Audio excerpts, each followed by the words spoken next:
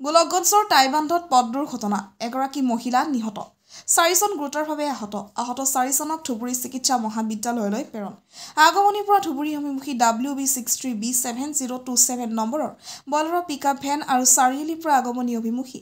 AS17C9924 নম্বৰৰ ই-ৰিক্সাৰ মাজত মুখামুখি সংঘৰ্ষ হয় ফলত ই-ৰিক্সাৰ এগৰাকী মহিলা যাত্ৰী থিতাতেই নিহত হয় আনহাতে ই-ৰিক্সাৰ চালকসহ আন 3গৰাকী যাত্ৰী গুৰুতৰভাৱে আহত হোৱাত